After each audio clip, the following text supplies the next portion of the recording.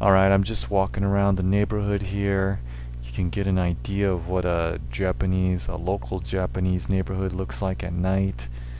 Um, I'm heading over to the local convenience store. It's called Lawson. And I'm just gonna get some footage here of, people coming in and out. But today, this is gonna be my first diary entry. Today is June 4th. It's a Saturday. June 4th, 2011, and I want to talk about an experience I had today. I was going to work today, and I took the bus, and I got to the bus station, and I was going to a place where a lot of tourists go, but usually I only just see Japanese tourists. Once in a while I'll see some foreign tourists. So it's here in my everyday life in Japan, I rarely see tourists. Days can go by without me seeing another Western person. So I get to the bus station and I see this couple. They were Westerners. There was a man and a woman, and they just kind of piqued my interest. Because I've been here a long time. So for me to see tourists is kind of like, if you can imagine it like this, like imagine that you go out on this journey in space and you're out there for years and you meet lots of different kinds of aliens and creatures and stuff, and then you see another human after 3 years. That's what it's like for me to see another Westerner here. So of course I'm just kind of curious, what are they doing, what's their story, what are they about. So I get in line and they're in front of me, and I didn't know if they were European or South American, or if they even spoke English. And I'm standing behind the couple and I'm watching the guy, and he's shorter than me, and I noticed that he has he has a limp, and one of his legs looks to be longer than the other one. And he's wearing these really big red shoes, so it looked like he had really big feet, but he seemed really confident about himself. The way he carried himself, he just seemed really confident. And I noticed that when he was talking to his wife, he was making really big gestures, very dominant. He had very dominant body language, and it was interesting to me because I've lived here for a long time, over 10 years, and I guess subconsciously I've kind of adapted the body language of the people around me. And here in Japan, people, they don't have body language that draws attention to themselves. So Japanese people tend to make very small gestures. They act in a kind of meager way. And the reason for that is to be seen as a humble person is a good thing. And then if you make grand gestures, if you have big body language, body language that is showy and ego based and egotistic and points to yourself, that's looked down on in Japan. So I could tell this guy was a tourist, from the way he was carrying himself. And another thing that was interesting to me was his wife was holding on to his arm. She was latched up against his arm, and she was, kind of cuddling up against his side. And here in Japan, I never see Japanese people showing affection to each other in public. I mean, I rarely see a couple holding hands. I mean, if I see that, it's like once a year or something. So it's really rare for me to see public affection here. So that stood out to me too. But it wasn't just that she was showing affection to him in public. I was looking at her eyes, and she was just beaming. She was looking up at him, and she just looked so happy. And I could imagine, they're on vacation, they're having a good time together, and I could tell that just in this moment, on this day, she was so happy to be with him. And I wondered, is their life like this back home in Britain? You know, are they always happy like this? And I surmised that they probably were. You know, the happiness in her heart, you know, just the warmth of her aura, you know, I could see it, and I could just tell she really loved him, and I thought that was really special, and it was really touching to me. So the bus comes, and we start to get on the bus, and I guess the guy, you know, before I had arrived, I guess he had asked the bus attendant, you know, which bus to take. So as we get on the bus, we pass the bus attendant, you know, he's standing next to the door of the bus, you know, guiding everybody onto the bus.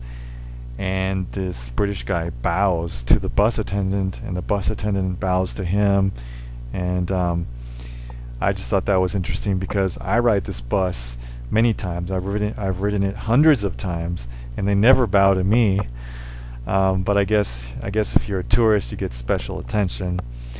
So we get on the bus, and the bus is crowded, and the only seat available is the seat next to this couple. So I sit down next to them. I'm actually like on the other side of the aisle.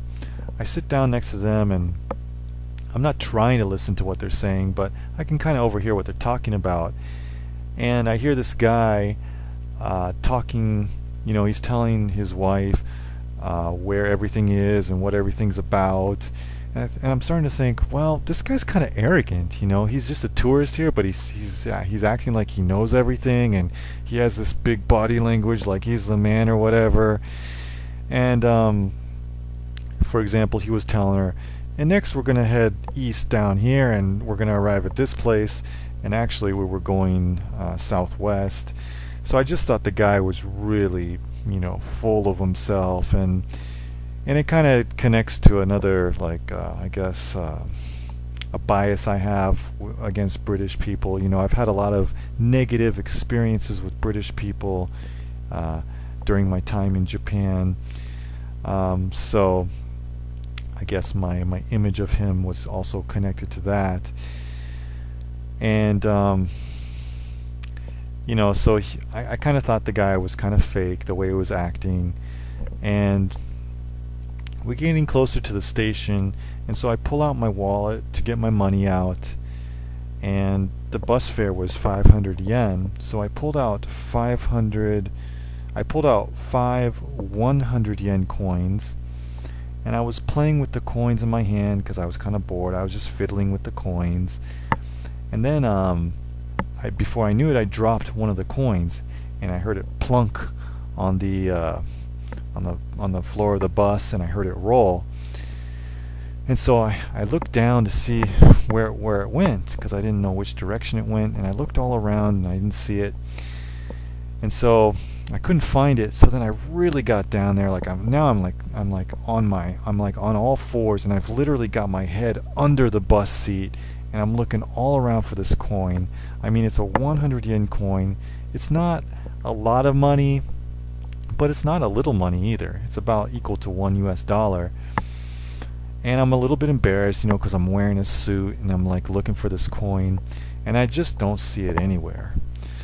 So I come back up to my seat, and the guy has been looking for the coin too, and he's like, "Was it a big one?" And what he meant was it a big 500 yen coin, which is worth $5, about $5. And I was like, no, it was just a 100 yen coin, which, you know, isn't so big here in Japan.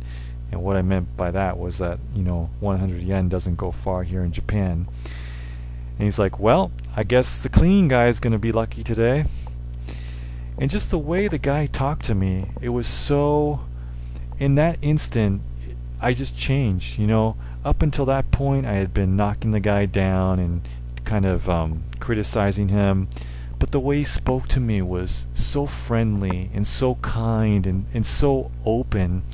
And I realized in that moment that I'm just, you know, in my everyday life, and, you know, I'm just thinking these negative thoughts. And this guy is on vacation, you know, everything is new to him. For him, it's a happy place, an exciting place. And it just made me realize my own state of mind.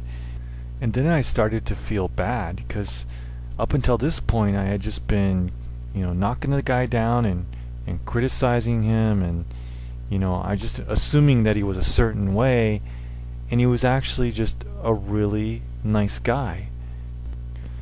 So the bus stops, and he's sitting ahead of me, but he says after you, so he's gonna let me get off the bus first. And I'm just thinking, wow, what class, such a nice guy. And I was just so, I don't know, I was so happy to be around his positive energy.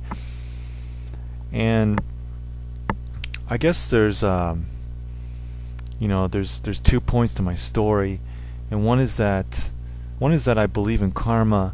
I think that I was having these negative thoughts, and I was criticizing the guy, and I was sending out bad energy to basically a good person, and then for those actions I lost my 100 yen coin, so my bad deeds came back to me.